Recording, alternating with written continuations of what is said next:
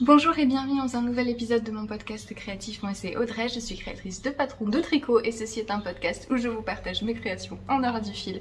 J'espère que vous allez bien, merci beaucoup de me retrouver pour ce nouvel épisode alors il fait un peu sombre, j'ai l'impression que ça va.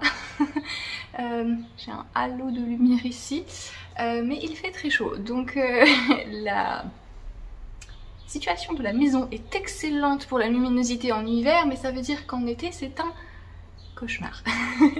Et du coup on est obligé de vivre dans la pénombre un petit peu, donc j'ai essayé de trouver un entre-deux, mais ça m'a pas l'air trop mal. J'ai un épisode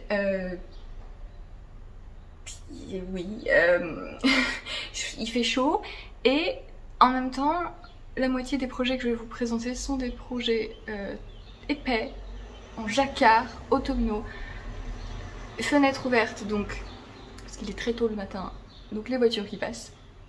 Donc oui, on verra si je finis par trouver une cohésion à cet épisode. Je vais commencer, vous pouvez trouver les temps des différentes sections du podcast dans la description sous la vidéo YouTube.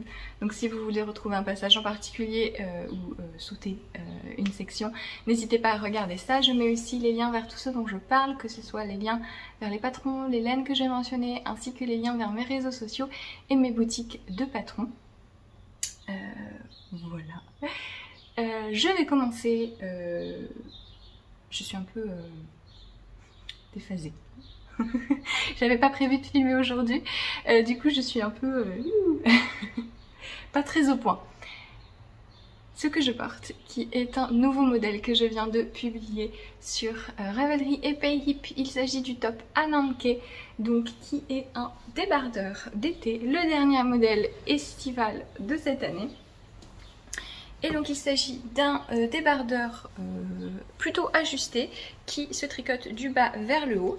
Et donc on commence par cette bande de chevron. Alors c'est pas de la dentelle, hein, c'est que des mailles endroits envers, des augmentations et des diminutions.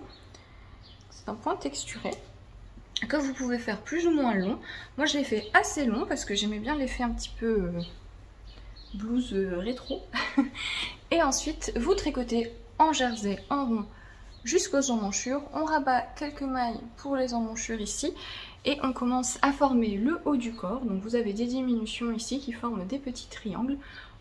On commence le haut du corps en fait en tricotant ensemble et en diminuant ici sur les côtés, puis on rabat les mailles au centre du col V, qui est un petit col V pas trop profond, et vous avez ensuite pareil les finitions en accord ici sur les bretelles. Donc vous avez les mailles rabattues ici et les finitions sont faites tout en même temps, donc vous n'avez pas de relevage de mailles, sauf si vous voulez éventuellement à la fin rajouter une finition tout autour ici pour tout rassembler. C'est quelque chose que vous pouvez faire, mais sinon le top se finit comme ceci avec en accord et vous avez à la fin les bretelles que vous joignez avec un rabat à 3 aiguilles. Le dos et comme le devant. Voilà, donc c'est réversible, sauf si vous faites un ajustement pour la poitrine. Donc vous avez dans le patron des pinces en rond raccourci, donc au niveau du corps, vous tricotez le devant uniquement sur quelques rangs. C'est une option qui est écrite dans le patron, c'est en fonction de votre différence sur poitrine et poitrine. Les gens qui font un bonnet en général à partir de C déjà, peuvent vouloir compenser un petit peu pour éviter que le haut ne remonte et ne soit trop tiré sur l'avant par rapport au dos.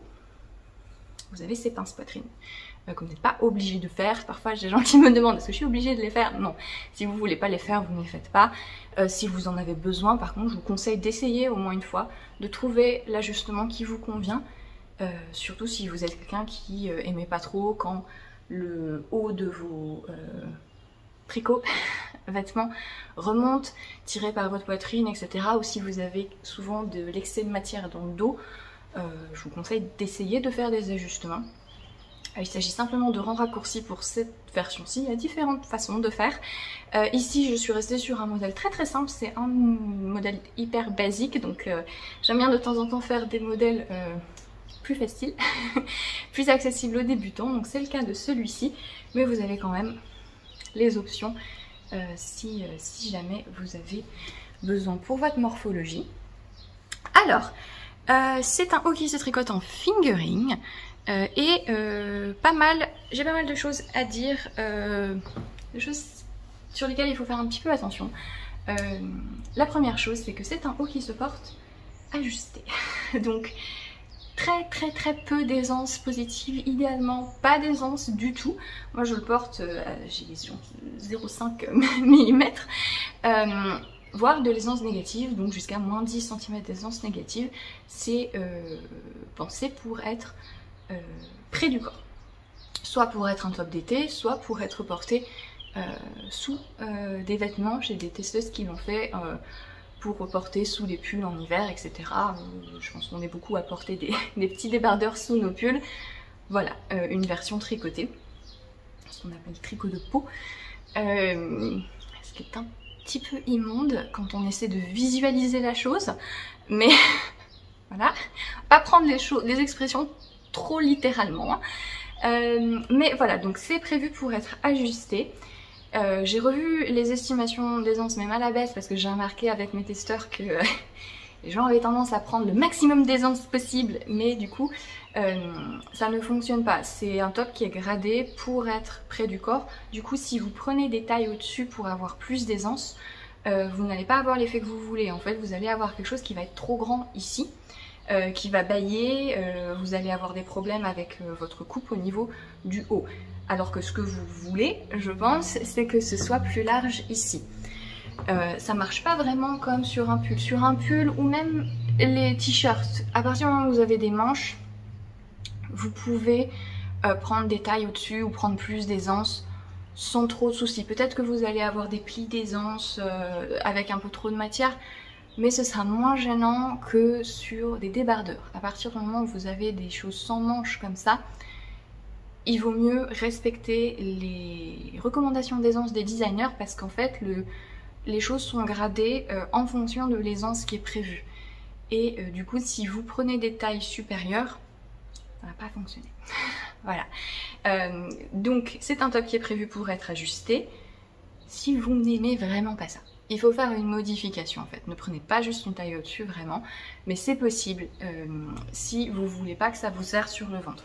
Vous avez deux choses que vous pouvez faire. La première, c'est de prendre un fil avec plus de drapé, quelque chose qui a du lin, de la soie, du tencel, du bambou, etc.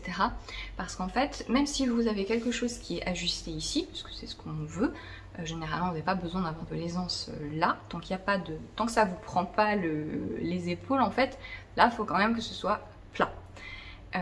Et donc vous aurez quelque chose qui est plat ici, mais vous n'aurez pas l'effet que moi j'ai, vous voyez, où ça revient sur la taille et le ventre.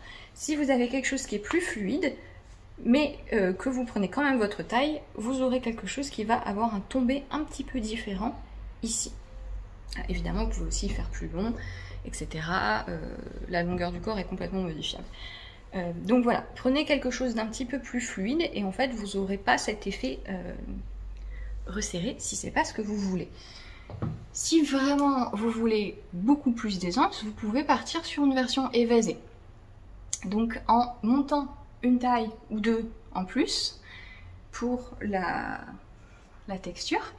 Et une fois que vous avez fini les chevrons, sur les... Je fais que... c'est l'église, hein, je me lève, je m'assois, je me lève, je m'assois. Une fois que vous avez fini votre texture en chevron, sur la partie en jersey, vous pouvez diminuer pour faire une forme en A, en fait. Et retomber au niveau de la séparation devant les dos sur votre bonne taille, donc la taille avec moins d'aisance. Voilà. Qu'est-ce que je voulais dire? Oui, généralement on place ces diminutions 1,5 cm, 2 cm espacés. En fait, vous placez des diminutions, vous en faites 4 par rang, donc 2 devant, 2 derrière, un peu sur les côtés ici. Mais c'est à calculer en fonction de votre hauteur de corps et de la différence de taille que vous avez pris. Si vous avez monté juste une taille supplémentaire ou 2 tailles supplémentaires. Si vous avez besoin que je vous guide plus précisément pour faire cette modification évasée, n'hésitez pas à m'envoyer un message. Il vous suffira de me dire à peu près quelle longueur de corps vous voulez et je vous dirai, vous faites tant de diminution, voilà. et vous retomberez bien sur vos pattes. Voilà, mais ne prenez pas plus grande taille. L'autre chose qui est importante pour ce modèle, qui est important pour tous les modèles, mais pour ce type de projet en particulier, c'est de faire attention à votre échantillon. Alors, on va radoter encore sur l'échantillon. Je sais que quand on parle d'échantillon, on est beaucoup à dire « Ah, je veux pas faire d'échantillon, ». Mais en fait, on vous demande pas de faire un échantillon, on vous demande d'avoir le bon, ou du moins de savoir l'échantillon que vous avez. Quand vous faites un petit test, un petit carré pour votre échantillon, c'est bien pour vous guider, savoir à peu près quel numéro d'aiguille va être le bon pour vous, vérifier votre tissu, vérifier comment votre fil se détend, etc. Mais ce que vous portez à la fin, c'est pas un carré, c'est votre projet. Et ça m'arrive toutes les semaines. Toutes les semaines, quasiment, de voir des gens qui sont un peu perdus parce que leur projet n'a pas les mesures attendues et qui se disent mais pourtant j'avais le bon échantillon. Bah non, si vous n'avez pas les bonnes mesures, c'est que vous n'avez pas le bon échantillon sur le projet lui-même. Remesurez toujours vos mailles sur les projets. L'échantillon, ce que ça représente, c'est la taille de vos mailles, en largeur et en hauteur. Donc c'est toujours important, c'est pas juste votre petit test. Il faut bien comprendre que ce que ça définit, c'est la taille de chacune de vos mailles. Et même si vous faites votre petit essai, votre carré ou rectangle, dans les meilleures conditions possibles, ce sera jamais exactement pareil que sur la totalité du projet, qui avec le poids, avec le temps passé à tricoter dessus, vous pouvez tricoter différemment. Donc mesurez toujours votre projet. Une fois que vous avez tricoté quelques centimètres, vous vérifiez où vous en êtes à peu près. Ça vous permet de savoir si votre tension a bougé, et si vous avez fait votre petit carré, est-ce qu'il est vraiment représentatif du projet fini. Mais ne tricotez pas un projet entier à l'aveugle en vous basant sur ce que vous a dit un petit truc comme ça de 15 par 15. Voilà, dans le meilleur des cas. L'échantillon sur ce modèle, c'est donc de 27 mailles et demie, parfois ça tombe à moitié, sur 38 ronds. Sur un projet comme ceci, c'est très important de faire attention à avoir le bon échantillon à la fois en rond et à plat.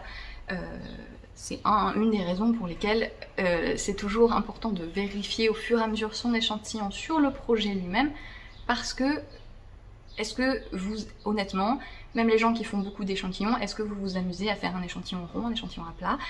Non, d'accord. Donc vérifiez vraiment sur le projet. Quand vous arrivez à la séparation ici, que vous commencez à tricoter à plat, remesurez ici. Vous pouvez changer de numéro d'aiguille. Voilà, il y a beaucoup de gens qui ont une différence de tension en rond et à plat. Moi, c'est pas mon cas pour l'instant. Parce que votre tension peut aussi changer avec le temps. Hein. Moi, j'ai remarqué que je tricote de plus en plus serré. Voilà, c'est comme ça.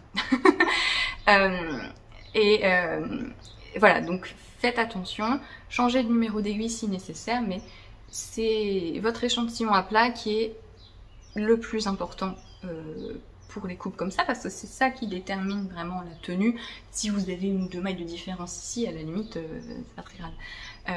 Mais si vous n'avez pas le bon échantillon ici, c'est là que vous allez avoir des problèmes de coupe, et notamment si vous n'avez pas le bon échantillon en rond. Je sais que c'est difficile d'obtenir le bon échantillon en rond, donc le modèle est pensé pour compenser certaines différences d'échantillons en rond. Il ne faut pas que ce soit trop extrême. Si vous avez 30 rangs sur 10 cm, ça va pas aller. Essayez de vous rapprocher à minima 35. Voilà. La coupe ici, une fois que vous avez fini vos diminutions, vous avez quand même pas mal de marge de bretelles. Alors c'est pas non plus, vous voyez, le V n'est pas très profond. Si vous voulez un V profond, ne faites pas juste des plus grandes bretelles parce que vous allez tout faire tomber. Voilà.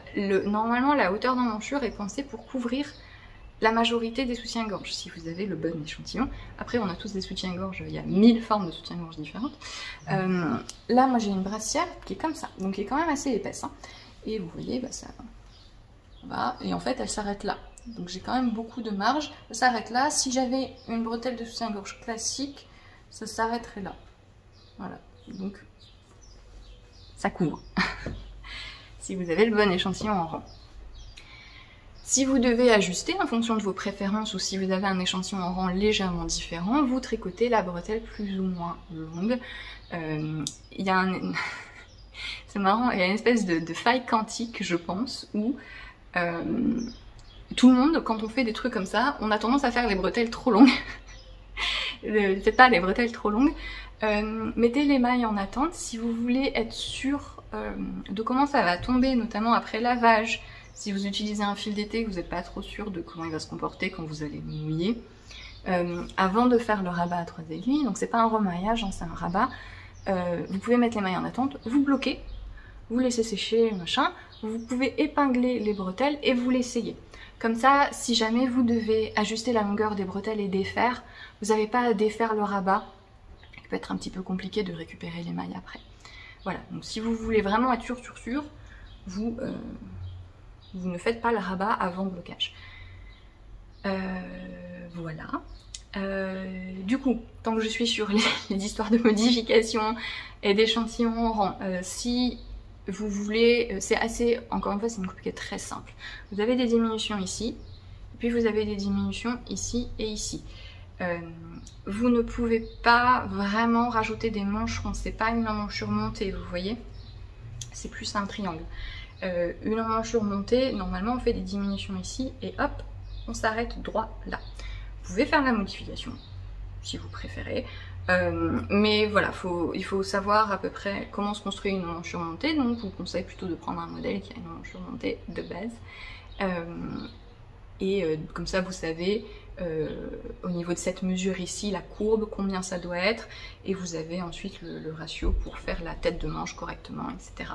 Vous pouvez par contre plus facilement faire des bretelles plus larges, vous vous arrêtez de diminuer avant et vous continuez tout droit et ça vous fera des bretelles plus larges si vous voulez qu'elles couvrent un peu mieux les bretelles de soutien-gorge. Voilà, ou si vous avez des bretelles plus épaisses, etc. Votre colis gna sera livré aujourd'hui. D'accord, très bien, merci. Je filme sur mon téléphone, donc des fois j'ai des notifications. Et du coup ça me perturbe parce que j'ai la capacité d'attention d'un écureuil. J'ai aucune idée de si les écureuils ont des bonnes capacités d'attention. Peut-être que oui, et que je m'excuse d'avoir désinformé sur ces pauvres animaux. Les chaud, moi, c'est difficile. Qu'est-ce que je suis en train de dire? Oui, donc bretelles plus larges, ok. Si vous voulez descendre relevé, il va falloir diminuer ici, rabattre ici plus tôt. Voilà. Vous tricotez ici une certaine répétition pour diminuer les emmanchures. Et ensuite vous rabattez et vous continuez à diminuer des deux côtés. Vous pouvez rabattre plus tôt et diminuer des deux côtés. C'est assez intuitif. Voilà. Longueur de corps, j'ai dit, etc. Voilà. Pour le petit descriptif et les petits avertissements si vous voulez que ça vous aille le mieux. Donc c'est un top qui est tricoté comme je vous l'ai dit en fingering et j'ai utilisé de la laine de Pearl Soho, de la laine, oui, enfin d'un fil de Pearl Soho qui est leur qualité Sweetgrass. Donc c'est une qualité qu'ils m'avaient envoyée pour que je la teste gratuitement il y a longtemps maintenant. Donc Pearl Soho c'est une marque, avant c'était une boutique à New York.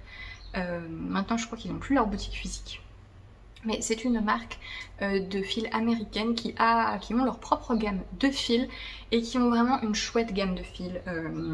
Ils ont beaucoup de mélanges intéressants et donc la Sweetgrass c'est 65% coton, 35% alpaga et c'est une qualité qui est un peu spéciale puisqu'elle se présente uniquement dans des coloris non teints naturels. Et donc vous avez un petit effet chiné en fait avec la différence coton-alpaga. Vous avez vraiment un petit effet naturel qui est très très sympa. Et donc elle est dans une base, dans une gamme de beige. Il y a un gris aussi, un écru. Et donc ça c'est le coloris Rye Flower. Donc j'ai oublié ce que c'était. Rye, farine de... c'est quelque chose, c'est une des farines... plus rustique et j'ai oublié ce que c'était. C'est noir je crois. Enfin, non, plus foncé. Et voilà, alors c'est un fil qui est hyper agréable à tricoter et je me demande un peu, voilà, le côté mélange coton alpaga, là il fait chaud, il fait, mon thermostat là, il fait 27 dans la pièce, voilà c'est super, en intérieur. Je sens un petit peu que l'alpaga me pique, vous avez peut-être remarqué que même si vous n'êtes pas sensible aux laines, quand vous avez chaud, et ben là, oui, là on sent les picotements. Donc effectivement là je sens que ça me pique un peu. Honnêtement je suis en train de bouger, je filme, ce qui me fatigue un peu plus. Donc je sais pas si c'est principalement dû à mon exertion. Mais c'est un peu trop chaud pour des températures comme ça. Par contre s'il fait 25 etc. Je pense que ça peut être sympa vu qu'il est très très fin. C'est une vraie fingering pour le coup hein, et il est hyper léger en fait et fluide. Le mélange vraiment apporte un bon équilibre puisque vous avez donc le coton qui est quand même assez ferme. Vous voyez bah du coup le mien il tient, il a cet effet un peu vintage que je voulais. Et mais c'est pas rigide du tout, vous avez le drapé de l'alpaga. Donc c'est sympa. J'ai pas voulu le porter pour pas avoir des plis moches au moment de vous le montrer, donc je l'ai pas porté au printemps, mais je pense que je le porterai bien à l'automne. Mais voilà, tout fil fingering devrait convenir. Si vous voulez donc une version plutôt comment dire hivernale en fait, pour porter sous quelque chose d'autre, le mérino ça va être très bien parce que vous aurez ce côté élastique, toute laine etc. Sera très sympa. Et vous avez donc des entre-deux comme ce fil-ci avec des mélanges, et sinon vous pouvez partir sur des fils complètement végétaux. Voilà, je vous conseille ce fil si vous voulez voilà, des fils de mi-saison plutôt, des projets plutôt printemps, automne ou s'il fait pas trop chaud chez vous. Mais honnêtement je suis assez contente, j'étais très curieuse du mélange, si hyper agréable à tricoter. J'aime beaucoup l'effet chiné que ça a, mais pas pour l'été, voilà. J'aime énormément les gammes de Purl Soho. Alors si vous êtes intéressé par leur fil vous aussi, petit conseil, si vous les suivez sur Instagram ou si vous êtes abonné à leur newsletter, attendez un peu parce qu'ils font des promos tout le temps, vraiment tout le temps, parce que du coup ça vient des États-Unis, c'est expédié des États-Unis donc il faut payer la douane. Enfin, bien payer la douane, hein, c'est comme ça, c'est comme ça. Mais du coup ils font tout le temps des promos, enfin, quasiment toutes les semaines. Là au moment où je filme, je crois que c'est leur coton qui est à moins 20%. Il y a quasi tout le temps une promotion sur une qualité ou une autre. Et très régulièrement, il y a des promos sur tous leurs fils. Évidemment, toutes les fêtes américaines, il y a toujours une promo sur tout. Il y avait le 4 juillet évidemment. Mais parfois, il y a... parfois sans raison. Je crois que début juin, ils avaient fait une promotion. C'était oh le ciel est bleu, allez, moins 25% sur tout. Bon, d'accord. Mais voilà, donc au moins ça rembourse les frais de douane. Voilà. Donc si jamais vous êtes intéressé par leur fil, parce qu'ils ont beaucoup de gammes très très chouettes. Donc moi c'est ce que j'ai fait l'année dernière. Vous me verrez certainement, je pense, bientôt tricoter pas mal de fils Purl Soho parce que j'avais économisé pour me faire mon cadeau de Noël l'année dernière et j'ai profité de leur promotion du coup pour le Black Friday fin novembre pour passer une commande. Ils ont notamment des fils d'été, ils ont leur fameux fil Linen Quill qui est un mélange laine et lin très sympa. Et j'ai pas mal de modèles prévus avec les fils que je me suis achetés. Mais voilà, un petit truc parce que c'est une marque qui est plutôt moyenne haute des fils industriels. Voilà, sachez-le, par exemple, la Sweetgrass est à 18 $ les chevaux. Donc pour de la fingering, voilà, c'est pas aussi cher que la laine teinte-main, mais c'est quand même plus cher que la moyenne, disons, des fils industriels. Donc ça fait plaisir de pouvoir un petit peu avoir la promotion. Voilà. Je suis en train de me faire une autre version. Alors j'aurais aimé pouvoir vous la montrer parce que justement je la fais... pourquoi c'est flou? Bonjour. Je la fais dans un fil avec plus de drapé pour avoir un autre effet parce que donc vous voyez... Oula, quel enfer. Vous voyez ici je suis vraiment sur une version plutôt effet un peu rétro, ajusté à la taille. En plus j'ai la taille très marquée, donc ça fait vraiment, ça se voit vraiment beaucoup. Mais je voulais du coup pouvoir montrer l'alternative avec un fil plus fluide. Malheureusement, j'ai pas eu le temps. Donc voilà. J'espère que ça vous aide à vous projeter. Hein. Voilà. Vous visualisez bien le rendu là, c'est bon. Voilà ce que j'ai. J'ai juste commencé les chevrons. J'ai des designs avec des délais à finir et du coup je me suis un petit peu pressée en ce moment sur mes tricots, et comme j'ai pas envie de tricoter non-stop, les projets disons secondaires sont un peu en attente, mais j'ai commencé les chevrons et j'utilise le lin Kalinka de Karine Auberg, qui est créatrice de patron aussi, mais du coup qui avait une gamme de laine que je ne connaissais pas. Et donc ça c'est un pur lin fingering, vrai fingering très fin. J'ai pas pris mon échantillon avec moi, bref. Je voulais un rouge sang, et le lin que je préfère tricoter, donc la Antigone de Derero Natura, ils n'ont pas de rouge sang, ils ont un grenat, et le mandarine qui est un très joli rouge orangé mais qui est un peu trop orangé pour moi, et donc je cherchais un rouge et j'ai trouvé celui-ci sur la boutique de laine et tricot. Et donc c'est un lin fingering qui est plus irrégulier, qui est plus fin que la Antigone, mais qui du coup a un panel de couleurs un petit peu différent.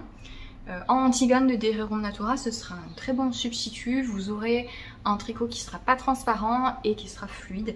Là, je vais avoir quelque chose de plus transparent, je le sais, vu la finesse de ce lin. Mais voilà, j'ai hâte de voir ce que ça donne. Du coup, je vous le montrerai, je l'espère, dans le prochain épisode. Oula, non, pas trop s'avancer comme ça. Hein. Mais j'espère que je vous montrerai bientôt fini. Voilà, pour Ananke, qui j'espère vous plaira. Si c'est le cas, il est donc disponible sur mes boutiques et vous avez moins 15% pour la sortie avec le code Ananke. A-N-A-N-K. Bon, désolé, hein, c'est pénible, vous faites un copier-coller, voilà. Jusqu'à dimanche, du coup, pour la sortie. Du coup. Je vais passer à mes encours, et j'ai 3 encours dont j'aimerais vous parler. Je vais commencer par un encours personnel qui lui aussi, le pauvre, est un petit peu en attente d'avoir fini les trucs qui étaient pas prévus. Et il s'agit d'un haut porti de Marina Storm. Donc oui, c'est un modèle que j'avais absolument pas prévu de faire cet été, mais je l'ai vu, j'ai craqué. Donc j'ai découvert cette créatrice Marina Storm, je la connaissais pas avant, qui est une créatrice grecque, d'origine grecque, qui a vécu beaucoup en Espagne, donc elle parle pas mal en espagnol, c'est pas trop disponible en espagnol si je ne me trompe pas, et en anglais. Et elle fait pas mal de hauts d'été, elle fait des trucs assez originaux, elle joue pas mal avec le placement des points, je trouve que c'est assez sympa ce qu'elle fait. Elle a des châles en intarsia avec des formes organiques très très sympas. Et elle a ce haut porti, donc qui est un t-shirt tout en dentelle, hyper souple, aérien, qui est exactement le genre de truc que j'aime porter moi en plein été quand il fait très chaud. Je suis assez pudique en vrai, mais enfin oui et non. J'aime pas trop porter vraiment des débardeurs très fins comme ça, et du coup ce que j'aime bien faire c'est avoir genre une brassière ou un débardeur très fin et par dessus avoir quelque chose en dentelle transparent du coup, mais qui couvre quand même un peu, vous voyez ce que je veux dire.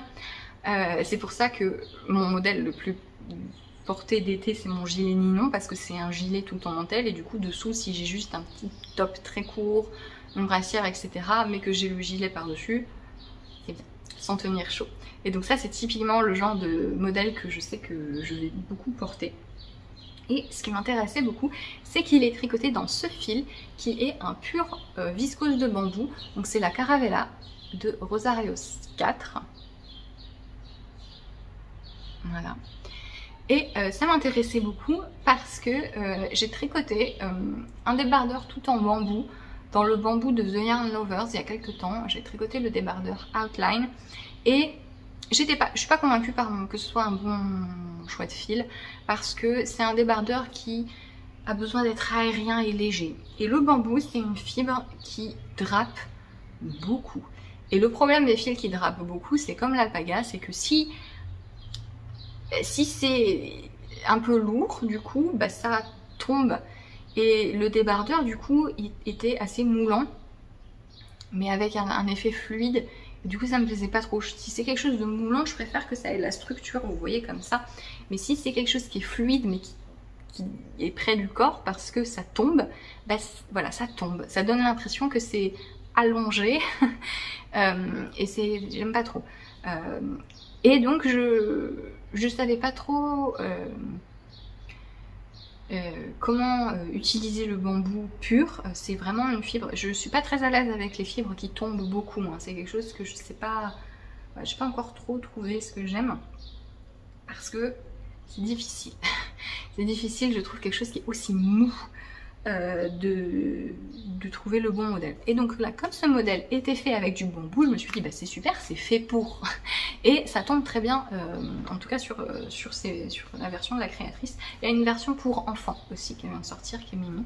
Elle a fait un peu plus tunique. Voilà. Donc je me suis dit très bien, c'est l'occasion pour moi de retenter les fils en pur bambou et de voir qu'est-ce que ça donne sur un projet tout en dentelle avec pas mal d'aisance. Ça devrait rester assez aérien et avoir le bon rendu. C'était pas plus mal en plus que ce fil a des coloris magnifiques. Vous avez la bonne couleur, c'est vraiment bleu flashy.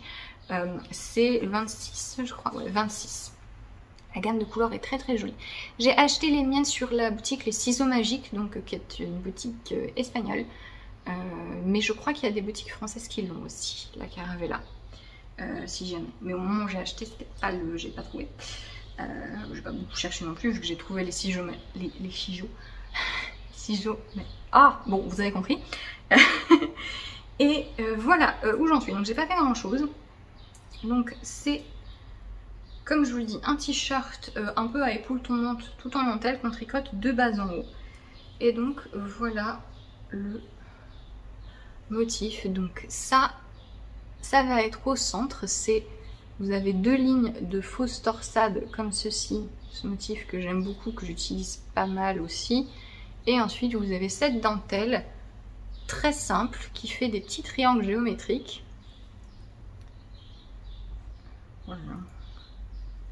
Voilà. Et donc voilà ce que j'ai fait. Je l'ai pas tricoté depuis longtemps. Mais en tout cas c'est hyper agréable. Ce fil-ci glisse moins que le pur bambou que The Yarn Lovers, j'ai trouvé. Enfin ça glisse hein, quand même.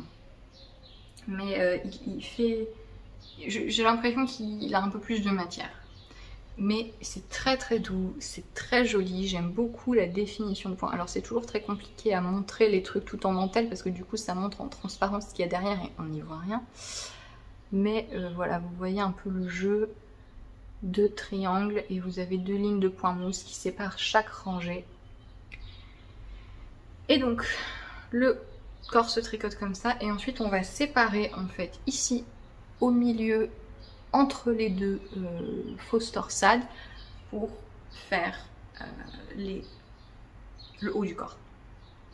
Le patron est pas du tout écrit comme j'ai l'habitude, donc j'ai un peu bugué. Je ne conseillerais pas forcément aux débutants parce qu'elle prend pas forcément par la main. Mais c'est très clair, hein, en plus c'est un modèle relativement simple. Vous avez les instructions en diagramme et écrites.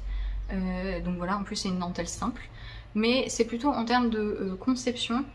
Si vous avez jamais fait de t-shirt comme ça à épaules tombantes tricoté de bas en haut, vous serez peut-être un petit peu perturbé parce qu'en fait elle dit pas, c'est notamment au niveau de la séparation ici du haut, elle va pas vous dire en fait, ben vous faites un rang où vous séparez et ensuite vous faites ce demi-devant-ci, vous faites comme ça, ce demi-devant-ci, vous faites comme ça, et ensuite vous prenez les demi-devant, les demi-dos, pardon, etc.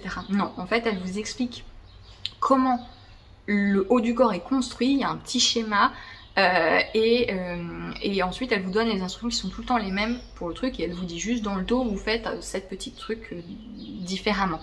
Donc c'est et c'est pas du tout ma façon, ma logique. Donc c'est assez perturbant pour moi, mais si vous êtes quelqu'un qui avait besoin de visualiser les choses, je pense que ça peut vous plaire. La façon dont elle écrit les patrons. C'est très clair, hein, je veux pas... je critique absolument pas le patron, hein. Les instructions sont exhaustives, et voilà, il n'y a pas de confusion, c'est juste que moi j'ai vraiment l'habitude des patrons un peu à l'anglophone, où on vous dit juste, vous faites ça, voilà. Mais pourquoi? Tu dis tais-toi, tu fais, tu vas comprendre. Voilà, parce que moi je visualise très mal, hein, et quand il y a des instructions qui sont censées m'aider justement à comprendre le concept, mon cerveau, j'ai l'impression que mon cerveau il va de l'autre côté, et vraiment ça me perturbe, et je comprends pas. C'est une façon d'expliquer qui est peut-être plus proche de la façon à la française dans les anciens magazines et catalogues, etc. Donc ça peut plus vous parler si vous avez l'habitude de ça, je pense. Mais moi en fait, à partir du moment où on essaie de me faire visualiser quelque chose, je trouve que ça pousse l'individualisation de chacun en fait.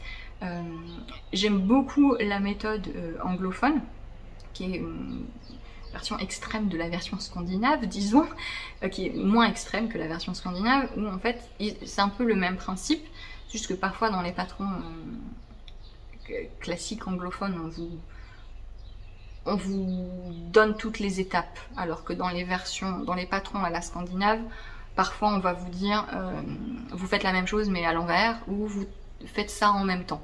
Voilà. Dans les patrons anglophones, pas tellement. On va vous donner vraiment juste toutes les étapes et des instructions, vous faites ça.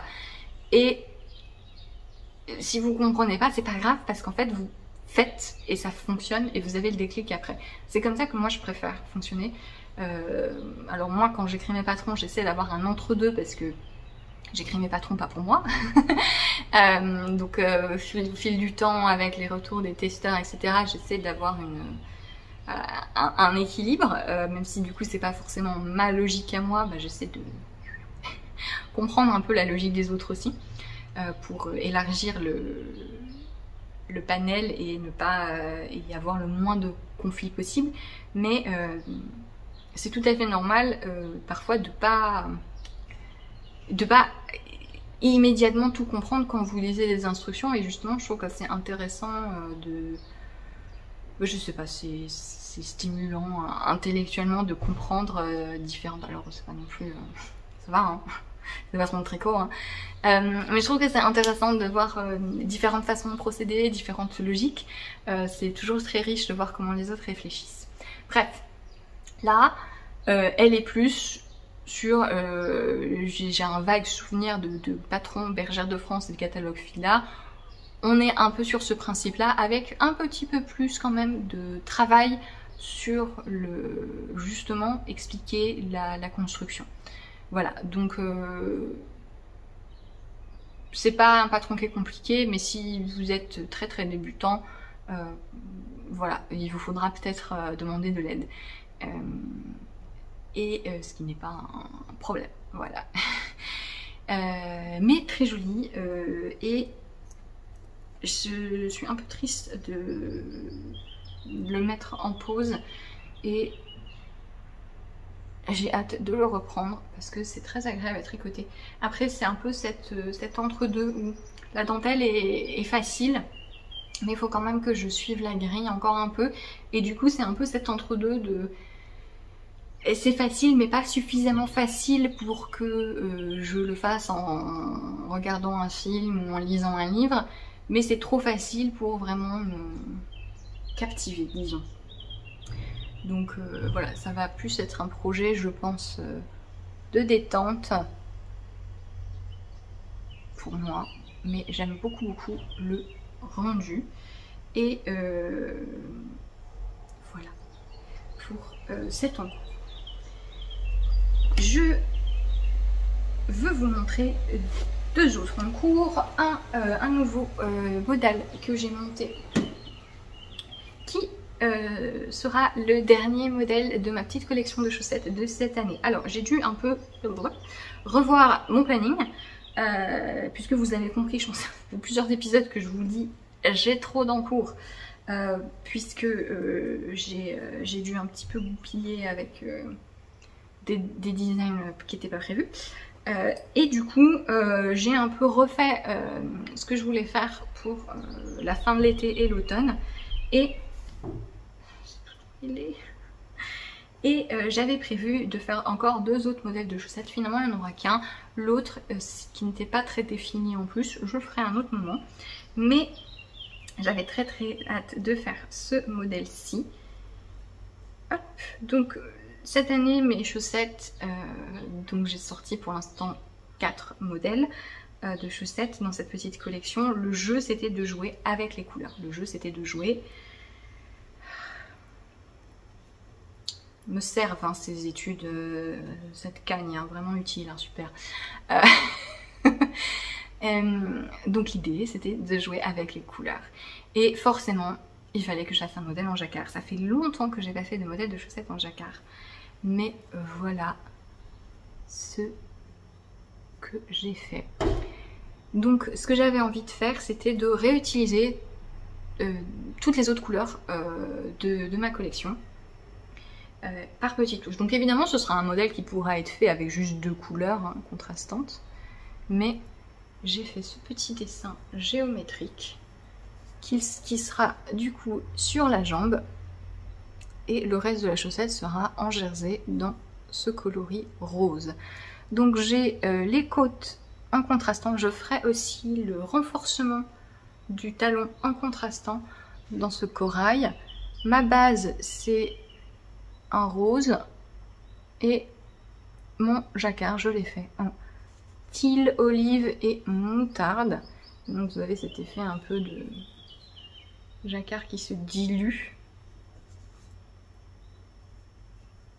Voilà. Je vais faire le talon là du coup et le reste de la chaussette en jersey. J'utilise donc la Haruta de Filcolana. Merino nylon, super voilà, chaîne à saucette, voilà. Et je suis, ma foi, plutôt contente. Je passais pas mal de temps à dessiner ce motif, je savais pas trop comment... J'avais en fait, j'avais ça en tête. Donc ces carrés qui rétrécissent et puis qui s'éclaircissent en quelque sorte. Et ces lignes ensuite qui se défont. Et... j'ai plein de fils. C'est très marrant les chaussettes avec plein de couleurs, mais c'est vrai que ça fait des fils à rentrer. Donc je vais les rentrer incessamment sous peu, parce que plus je repousse la chose, moins j'ai envie de le faire. Mais voilà ce que ça donne. Donc ce sera un petit modèle de chaussettes qui sortira en septembre, début septembre. Et... voilà. Alors, dans le dernier podcast, quelqu'un m'a demandé si mon câble d'aiguille circulaire ne m'embêtait pas. Si, bien sûr que si, insupportable. Donc c'est les aiguilles Adi Lace, donc les aiguilles Adi dentelle qui sont dorées et qui ont une pointe un peu plus pointue que les Adi classiques. Alors c'est pas aussi pointu que les Aya Sharp qui sont mes aiguilles préférées, mais c'est quand même plus pointu que les Adi classiques. Les Adi classiques, c'est vraiment par contre une plaie. Hein. C'est un bout, j'ai l'impression de tricoter avec un tronc, quoi. Tellement le bout est pas pointu. Mais l'inconvénient des Adi Lace, c'est le câble, il est pas très bon. Hein, très honnêtement, voilà, impossible de défaire la forme. Je sais que, alors il y a une méthode de le mettre dans l'eau chaude pour le détendre. J'ai essayé de le faire plusieurs fois, ça ne... Donc si ça m'énerve particulièrement pour vous quand je vous montre quelque chose ou quand j'essaie de prendre des photos parce que c'est insupportable. Mais quand je tricote en Magic Loop, ça va parce que j'ai réussi à trouver un système où en fait je coince le câble dans mes mains, donc il vient pas trop vers moi, donc ça va. Mais voilà, ça m'agace, mais ça m'agace pas suffisamment pour prendre d'autres aiguilles pour le moment. Voilà. Voilà pour ces petites chaussettes qui sortiront en septembre. Et voilà, alors c'est marrant parce que comme du coup il y a des contrastants différents en fond, on a l'impression que la couleur principale change aussi, parce que ça fait pas le même effet en transparence. Si vous avez l'intérieur, hop, de ma chaussette. Alors il y aura pas de... Ce sera un jacquard assez simple puisqu'il n'y a pas de croisement de fil. J'ai fait en sorte qu'il n'y ait pas de croisement de fil. Et si vous voulez croiser les fils, vous croisez les fils. Hein. Il faut juste pas le faire sur des rangs au même endroit en fait. Mais normalement vous pouvez pas trop vu le motif. Je sais pas ce que fait mon compagnon, il est en train de déménager. Je sais pas si vous entendez. Qu'est-ce que je suis en train de dire? Il me perturbe. Le pauvre. Et on est en train de... On meurt de chaud, vraiment on a très chaud. Tous les deux parce que comme nos deux bureaux sont à l'étage, c'est infernal. Voilà, je pense qu'on va essayer d'acheter une clim portable parce que c'est pas possible. Mais voilà.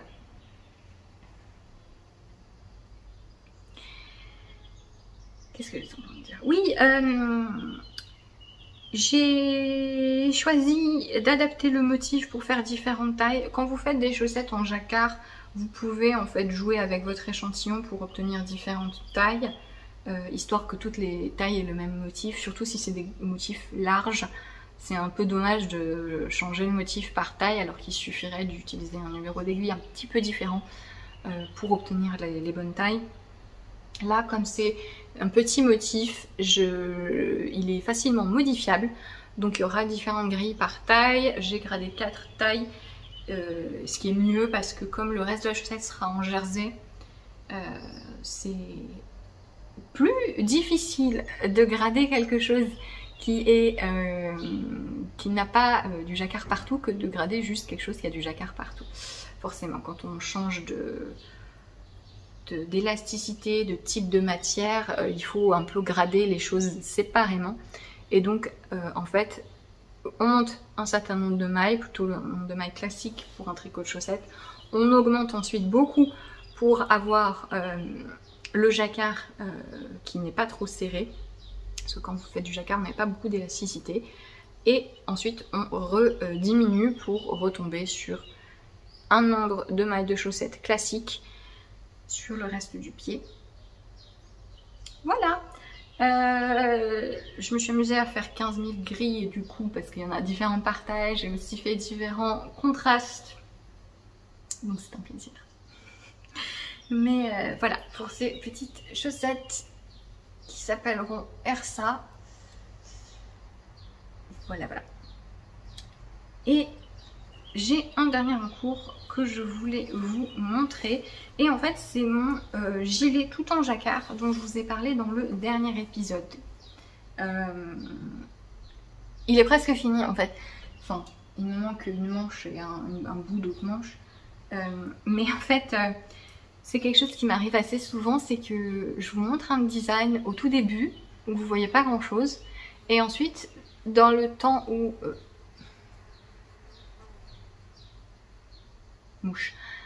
dans le temps où entre les deux tournages de podcast, j'ai fini le modèle et du coup je me dis du coup je le montrerai quand il sortira. Mais c'est dommage parce que vous voyez pas trop de processus en cours. Donc je me suis dit que pour une fois j'allais le faire, notamment parce que j'avais envie de vous montrer les sticks. Je me rends compte que j'ai oublié de prendre quelque chose, je reviens. Alors, donc mon gilet bizarre tout en jacquard, hop, qui a maintenant un corps complet, qui c'est pas possible de vous montrer, qui compliqué. qui est stické mais pas bloqué, donc voilà, ça ressemble à rien. J'ai fait les épaules avec des côtes-torses parce que j'avais prévu de ne pas faire du jacquard sur les rangs raccourcis des épaules. Je voulais les rangs raccourcis sur les épaules pour bien les faire tomber. Mais du coup je voulais pas faire du jacquard à plat. Je me suis dit quitte à faire des sticks, je vais vous faire du jacquard à plat. Et je me suis dit tiens, si j'essayais de faire des côtes-torses, parce que comme ça en fait ça fait plus intentionnel, n'est-ce pas? Et l'effet texturé est pas trop mal sur les épaules. Et je vous montre le dos éventuellement. Voilà donc ce que donne le motif en entier. Et donc j'ai commencé une manche, j'ai presque fini. Donc c'est des manches larges, hein, c'est un peu comme un manteau. Et donc, au niveau de l'avant, non, si, non je vais pas le mettre, je peux pas le mettre, je suis désolée. je peux pas. Au niveau de l'avant, hop, voilà, pas de boutonnage et le col. Alors j'ai un peu réajusté mes calculs pour le col parce que le mien est très près du cou, donc moi ça me va. Mais je sais que ma tolérance pour les cols près du cou est significativement plus élevée que la moyenne. Donc j'ai un tout petit peu ajusté l'encolure pour qu'elle soit plus arrondie. Après c'est quelque chose qui s'adapte facilement au niveau du relevage de maille pour le col. Donc c'est écrit dans le patron. Mais voilà, donc j'ai des boutons noirs que je mettrai. Donc vous avez les pattes de boutonnage qui sont tricotées comme ceci, donc on relève sur les bords pour tricoter comme ceci, et ensuite on relève le col sur les pattes de boutonnage et le long de l'encolure. Moi je préfère vraiment, vous avez deux façons de faire comme ça, hein. Soit vous avez la patte de boutonnage qui va jusqu'en haut, qui prend le col, soit vous avez le col au-dessus. Je trouve que c'est mieux d'avoir le col, un col plutôt que d'avoir la patte de boutonnage qui s'arrête. Je sais pas, visuellement c'est ce que je préfère. Mais voilà. Et donc, l'envers de mon jacquard. Et donc les sticks. Alors, je veux vous montrer du coup, un petit peu pour dédramatiser encore et toujours stick. Mais je vais peut-être, ça va peut-être avoir l'effet inverse. Je vais peut-être vous faire fuir. Parce que quelque chose qu'il faut comprendre avec le stick, c'est que oui, c'est moche quand c'est pas fini. Oui. Vous avez plusieurs étapes quand vous faites un stick. Donc là c'est pas mal parce que celui-ci est pas fini, donc je peux vous montrer. Donc ici, voilà, un stick d'emmanchure que je n'ai pas encore fini parce que j'ai pas encore relevé la manche à cet endroit. Donc vous voyez ce que ça donne en fait. J'ai cousu ici. Hop, vous voyez cette couture blanche à la machine ici en zigzag, voilà. Et ensuite j'ai fait un renforcement au crochet avant de couper. Et donc vous avez, avant c'était donc comme ça. Avant c'était comme ça, accroché et hop, j'ai coupé. Et donc vous voyez que le renforcement au crochet, ça permet d'avoir un bord assez propre. En fait, vous n'avez pas plein de petits fils qui partent.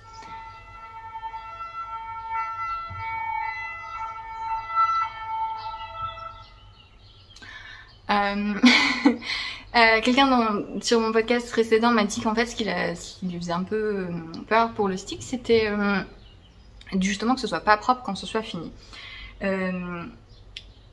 Donc je vais vous montrer mes sticks pas finis. Ne partez pas en courant, tout va bien. Hop, voilà, d'accord. Celui de la manche, il est où? Hop, celui de l'autre manche. Voilà. Donc qu'est-ce que j'ai fait? Ce qui est bien avec le stick, c'est que vous pouvez rater. D'accord? Vous avez plein d'étapes. Donc vous avez vu, moi j'ai fait une couture, puis le renforcement au crochet. Ça c'est le début avant de couper. Si vous faites votre couture et que vous avez peur que la machine n'ait pas pris tous les brins, ou ma spécialité, c'est de pas bien faire un cran d'arrêt au début de ma couture et que du coup en fait le bord de de ma maille soit pas bien coincée par le fil de couture. Ça, c'est ma spécialité. C'est pas grave, parce qu'après, vous faites le renforcement au crochet. Et le renforcement au crochet, non seulement qui vous évite d'avoir plein de petits bouts de fil qui partent, mais qui coince. Hop, vous voyez ici, hein, vous voyez comment la maille blanche coince les autres mailles. C'est une chaînette au crochet, c'est tout bête. Ça coince les mailles, donc ça fait une deuxième sécurité. Quand vous faites votre chaînette au crochet, vous pouvez la faire un peu trop lâche, vous pouvez par erreur sauter des mailles, vous pouvez pas bien l'accrocher au début et donc vous vous dites j'ai peur que ça se défasse. C'est toujours pas grave. Parce que, regardez, hop, ici par exemple, vous voyez, là, ça se défait. C'est pas grave. Parce que vous avez encore des étapes de finition du stick. Vous n'allez pas laisser votre bout là sortir comme ça, désagréable. Vous voyez, c'est ça.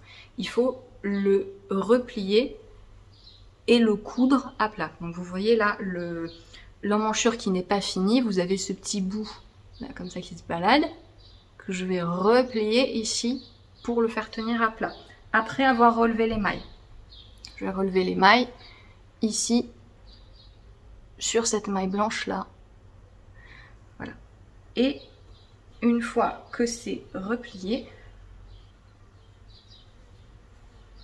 hop. Voilà, là, vous voyez, ça se décolle plus, ça reste plat. Ça fait plus épais, mais ça se décolle pas. Et en fait, ce que j'ai fait là, c'est que je suis allée avec un fil à couture, comme une sauvage, coller. En fait, je passais pour accrocher ce petit bout de stick à l'envers de mon tricot. Vous pouvez le faire plus ou moins proprement, en fonction de est-ce que vous allez vous arrêter là ou pas. Et donc, c'est pour ça que je suis allée chercher mon gilet, vraiment la mouche... la maison est ronde. Va ailleurs, pitié. J'ai pris mon gilet Lénore, puisque sur le gilet Lénore, je me suis donc, qui est un de mes modèles, aussi avec un stick. D'ailleurs, donc c'est un raglan avec un col V et un stick juste ici, sur le corps. Donc, si vous voulez faire un premier stick plus accessible, vu qu'il n'y en a qu'un seul. Et donc sur le gilet Lénore, je me suis arrêtée là. Là, ce que je vous ai montré, donc le fait de coudre l'intérieur du stick sur l'intérieur, c'est ce que j'ai fait avec mon gilet Lénore, vous voyez. Et donc là, sur le gilet Lénore, je savais que j'allais m'arrêter là, donc je l'ai fait à peu près proprement. Alors, si vous me suivez depuis un moment, vous savez, j'ai un niveau de négligence assez élevé. Donc voilà, pour moi ça c'est bon. Ça va, ça me convient. Et en fait, le fait donc d'accrocher le bout du stick comme ça rajoute encore une sécurité, d'accord? Et sur le gilet Lénore, j'ai décidé de le laisser comme ça parce que finalement je le porte assez souvent fermé. Et comme c'est un col V, eh bien ça, même si je le porte ouvert, ça va pas faire ça facilement en fait, s'il reste bien à plat. Par contre, sur ce gilet là que je suis en train de faire, là je vais finir autrement. C'est pour ça que ça me dérange pas tellement que ce soit littéralement immonde. Alors en plus il y a des bouts de fil que j'ai pas rangés, hein, mais c'est pas beau. Voilà. Mais c'est pas grave. Donc tout ça pour vous dire que si c'est pas beau, c'est pas grave. Vous n'êtes pas obligé d'être très parfait, d'être très talentueux, d'être vraiment minutieux, etc. Moi, c'est pas du tout un talent et une patience que j'ai. Voilà, j'aimerais vous dire que j'ai fait exprès de faire ça très salement, justement pour vous faire vous sentir mieux. Mais non, j'ai même pas fait exprès. C'est-à-dire que j'ai pas fait du mieux que je puisse. Mais voilà, j'ai fait un peu à l'arrache. Voilà, j'ai accroché mon stick. Parce que ce que je vais faire, c'est que j'ai acheté des rubans. J'ai acheté des jolis rubans noirs et blancs. J'en ai acheté plusieurs parce que je savais pas trop la taille que je voulais. Et je vais coller un ruban là, tout le long de mon stick. Parce que comme celui-ci, je risque de le porter plutôt ouvert, et qu'il y a le stick sur le col, et que même si je laisse juste le col ouvert, il y a un risque que ça fasse ça, vous voyez, en haut. Et donc là, ce sera pas grave parce que j'aurai un joli ruban qui va cacher tout ce qui est moche là. Voilà, donc ça là, c'est pas beau. Ce sera couvert par un ruban. Et voilà, tout ça pour vous dire que le stick, ça pardonne quand même beaucoup. Quand vous coupez votre tricot, il va pas se défaire instantanément. Voilà, vous avez le temps de rattraper si vous avez fait des bêtises. Si vous êtes pas satisfait des finitions étape par étape, vous avez, disons, la finition ultime qui consiste à coller un ruban dessus. Voilà. Et voilà, à partir de là où je vais coller, je vais prendre un bout de tissu et ça va tout couvrir. Et là, c'est difficile de faire en sorte que ce soit pas propre parce que ça va tout cacher. Voilà. Je sais pas si ça vous fait plus peur qu'autre chose. Mais voilà, tout ça pour dédramatiser un peu. Hein, c'est pas... Voilà, j'ai là, vous voyez mon truc de... Celui sur la manchure, je le manipule pas mal pendant que je suis en train de tricoter l'autre manche. Et c'est pas grave, je le rangerai après. Et tous les petits bouts de fil, ça c'est mes bouts de chaînette de crochet en fait. Ah, j'ai tiré dessus. Voilà, ça par exemple. Ça a dû commencer à se défaire un petit peu parce que j'ai tiré dessus. Ah, c'est pas grave, je rattraperai quand je courrai après. Voilà, c'est facilement récupérable un stick. Voilà, donc pas paniquer. Et pensez toujours, si vous n'êtes pas satisfait de vos finitions, si vous avez peur de pas bien faire, vous avez toujours la solution, voilà, de vous coller un ruban dessus. Et c'est quelque chose que vous voyez souvent dans les tricots traditionnels, Fareil, etc. C'est très joli, ça finit bien. En plus, vous avez le plaisir de trouver le bon ruban avec les bonnes couleurs, avec un joli motif, etc. Et c'est un cache-misère, mais du coup, c'est pratique, en fait. Voilà. Pour un petit peu mes étapes de stick. Voilà. Quand je vous dis que quelque chose est... qu'il faut pas avoir peur d'essayer quelque chose, c'est pas... c'est vraiment parce que... si moi j'arrive à faire quelque chose... Et encore une fois, moi je suis quelqu'un qui suis pas très... comment dire? Je sais pas comment expliquer ça. Je suis pas... c'est pas que je suis pas douée de mes mains, c'est... je suis assez maladroite, je suis pas patiente. Comme je vous dis, je suis assez négligente, donc négligée, pas négligente, c'est pas ça que je veux dire. Si un truc est pas droit, voilà, c'est pas grave. Et malgré ces particularités que j'ai, je m'en sors quand même. Donc si moi je m'en sors, voilà, si moi je m'en sors en faisant les trucs un peu à l'arrache, c'est ça que je veux dire. C'est vraiment que, voilà, la majorité des gens, vous s'en sortirez très certainement même mieux que moi. Mais voilà, un petit peu... vous me dites, hein, si quand je vous montre des trucs immondes comme ça vous fait peur, ou si au contraire vous vous dites, ah, bah, si elle fait des trucs nuls comme ça, c'est que ça doit pas être si difficile. Parce que c'est ça que je veux. c'est ça mon objectif, en fait. Mais voilà, bon, la manche... Donc c'est des grosses manches pour pouvoir porter des pulls dessous, etc. Il me manque ça, je pense, avant de hop, diminuer et de faire des côtes. Mais voilà, un peu pour mon gilet. Donc vous voyez, c'est pas, comme c'est pas bloqué, la patte de boutonnage, elle rebique. Mais voilà.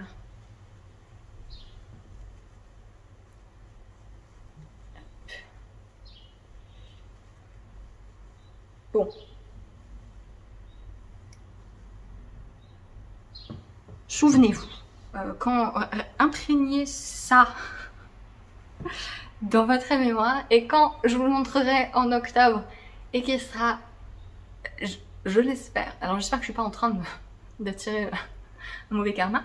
Quand je vous le montrerai en octobre et qu'il sera beaucoup plus présentable, vous vous direz ah mais c'est vrai que c'était immonde avant. Donc bon, j'exagère un peu, mais vraiment vous voyez que j'ai pas, voilà, j'ai pas fait de, je me suis pas trop embêtée hein, quand j'ai fait, vous voyez tous ces fils de couture là.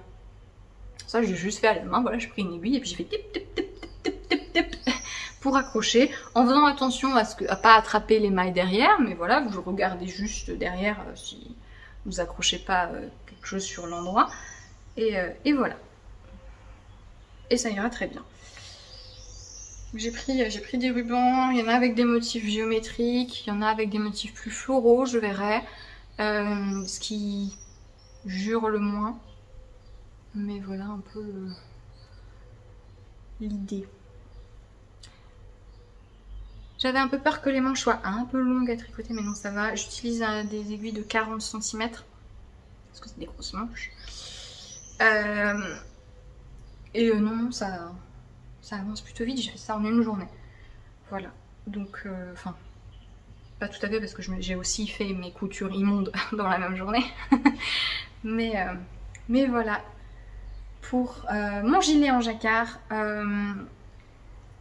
qui est presque fini et qui va vraiment se révéler au blocage, et j'ai hâte de mettre mes peignes pour bien mettre, c'est très satisfaisant ça je trouve quand on fait des gilets, de bien mettre la patte de boutonnage alignée comme ça. Voilà pour cet encours, et voilà pour tous les projets que j'avais envie de vous présenter dans ce podcast. Voilà, j'espère que c'était pas trop chaotique, le halo de lumière s'est déplacé. Merci beaucoup d'avoir regardé cet épisode. Je vous retrouverai en podcast fin août, puisque voilà, j'aurai pas le temps de faire un podcast entre temps, mais j'aurai une vidéo pour vous tout début août pour le Calmystère de cette année qui, si tout va bien, arrivera bien, oui. J'ai pas de quoi vous faire un indice ici, je ne trouve pas le livre que je cherche parce que de toute façon je l'ai pas en livre physique, je l'ai en e-book, donc c'est pas la peine que je cherche. Mais si je dois vous faire des petits indices hyper subtils, et j'ai mis une photo sur Instagram, et on pourrait parler de taureau, de fil, de direction, de... voilà. De taureau. Je vais pas vous faire un... Non, ce sera pas un design avec un taureau, vous inquiétez pas. Il n'y aura pas de taureau. Voilà. Donc ce Calmystère est prévu. Si vous savez pas de quoi je parle, je vous expliquerai tout dans la vidéo début août. Et sinon, je vous retrouve fin août pour un nouveau podcast.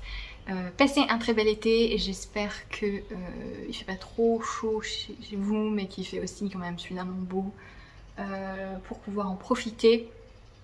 Je vous dis à plus tard, passez une très belle après-midi, soirée, peu importe quand vous regardez cet épisode, et je vous dis à bientôt. Salut!